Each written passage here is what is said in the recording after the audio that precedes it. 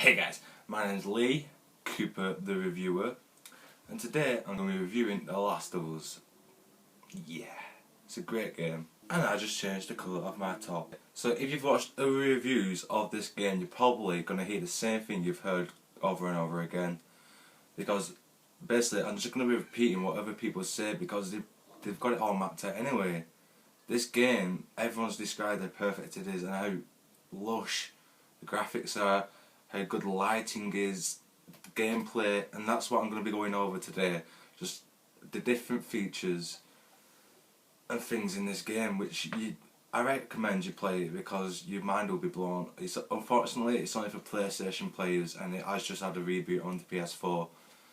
So unfortunately, Xbox and PC, I'm sorry, but you're missing out. Okay, so the story is nothing like I've ever seen before. It's based in a post-apocalyptic world in the United States of America. Now the story is basically he plays a guy called Joel, and you have to smuggle something out of the city to get weapons. And this thing you have to smuggle is a 14-year-old girl called Ellie. And the chemistry between them two characters is something new. I've never seen it portrayed in a game before. It's spectacular, and if more games did it, they'll probably get more sales, because this isn't just a game, this is a story. What makes Ellie's and Joel's relationship so different to every other else's relationship in the game is that they've only just met, and since it's in this post-apocalyptic world where there's infected everywhere, the Force are just, they haven't a clue who each other are. So they've had to go from stranger to just, they have to work with each other straight away. And if I was in that position, how could I trust a 14-year-old girl with a gun helping me fight all these infected zombies? And that's what makes it different, is that the first time you play it and you don't know who Ellie is, you think, right, what's she going to do? Is she going to turn on me? Is she weak? Is she good? Has she experienced all this before? And that's what gets the players' intentions rolling. That's what gets players like thinking, alright, what do? Do I have to watch out? Do I have to get stronger in this game to prepare of what's coming? Could she be a bad guy? And that's the beauty of the game. It's just something different every time, and you're not sure what's about to happen. So talking about Ellie and Joel's relationship, you're not sure like what to believe. Are they friends? Are they enemies? But the thing is, not to say too much about the game, because this is meant to be spoiler free, but a life-changing event happens to Joel very early in the game, and Joel can't have a relationship like father-daughter anymore because of that event. So this is really shown in the game, and in the storyline you see like they're just sticking it out that no, they're not father and daughter, they're just strangers who happen to meet.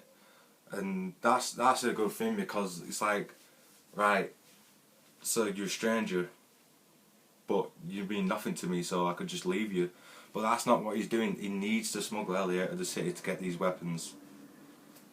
Ellie has her doubts on Joel, because how can, just like Joel can't be certain of Ellie, how can she be certain that he's going to protect her? How can she be certain that he's a good guy? As I said, they've only just met, and this is really showing with each other then. What do you want from me?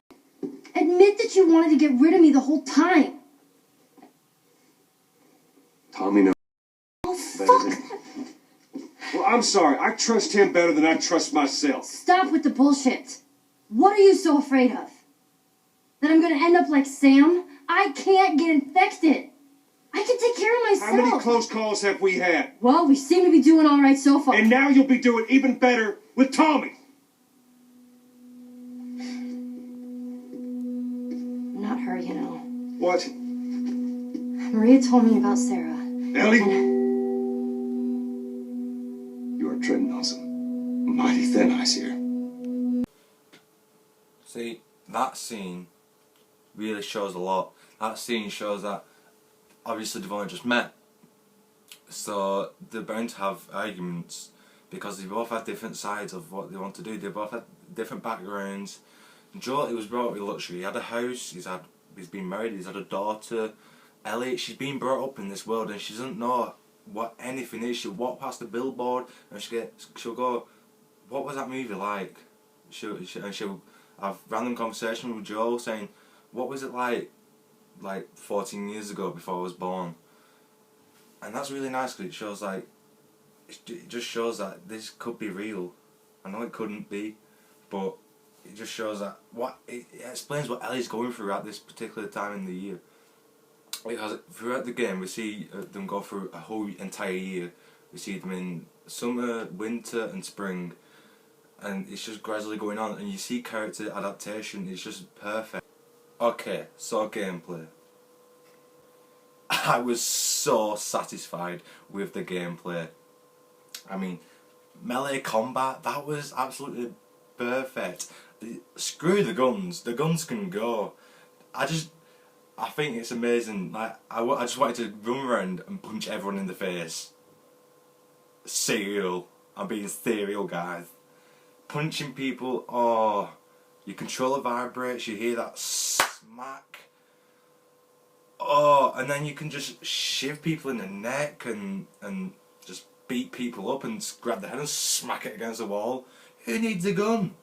Don't get me wrong, gunplay was good too. Like, for instance, when you're aiming, if Joel's scared, the aiming will you'll shake.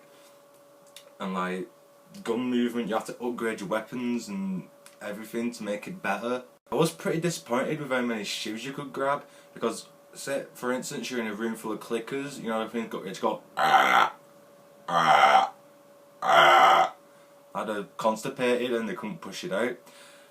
When you're in a room full of them, it's very difficult when you've only got 3 shivs, and the only way to kill these pillocks is to either shoot them or sneak up behind them and shiv them. And if you shoot them, obviously that's going to alert everything else, but if you shiv them, that's stealthful. So doing it 3 times, it's not really worth it. I think Naughty Dog made a bit of a mistake there. You should be able to upgrade more shivs and craft more shivs. But speaking of crafting, the way you can craft is to take your backpack off and craft it there. And that's really good because again, it doesn't pause, you have to do it in real time. And that also adds to danger, because when you could be crafting something, a bag had just be right around the corner. It could kill you. And that brings me on to my next subject, the NPCs. The NPCs are very smart. Whether it be humans or the infected. There's a couple of types of infected. There's bloaters, clickers, runners, and these big fat things. Oh yeah, I said that, bloaters, innit? And humans are very smart. Now the way to take these out is the map is filled with different routes you can take. You can go in stealthily, guns blazing, whichever you want to do, that's your option. And that's the beauty about the game. Now, there is an annoying bit in the game, is that Ellie's 14 years old and she got to be brought up in this post-apocalyptic world where there's infected everywhere. You probably want to train your daughter to be the badass, alright? A little girl, turn into him Bear Grylls, right? Bear Grylls, Ellie, you should go Ellie. But no, because you know why? She can't swim. No. Thank you, Naughty Dog. Thank you for giving us a 14-year-old who can't swim, so we have to swim under the water, get a bleeding piece of wood so she can stand on it, so then we can get her across the water.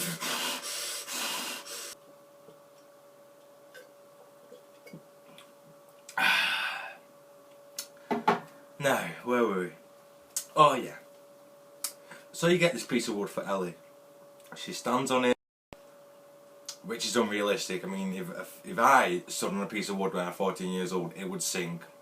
If Ellie sunk on that piece of wood, Joel's mission would be a waste of time, because she'd be dead. Therefore, making Naughty Dog not have a reason to make a game is she's just going to die and then Joel quits. Therefore, the game would never be made. Therefore, I won't be making this review. But the fact still counts. She would sink. But no, because this is a game, she can float because she's like a feather. Things in this game are very repetitive. You know, just same old sneak and stealth, and then obviously helping Ellie out, and then you have to help the other team. There's one called Sam. You have to help him all the time. You have to take a different route to find an alternative route for him.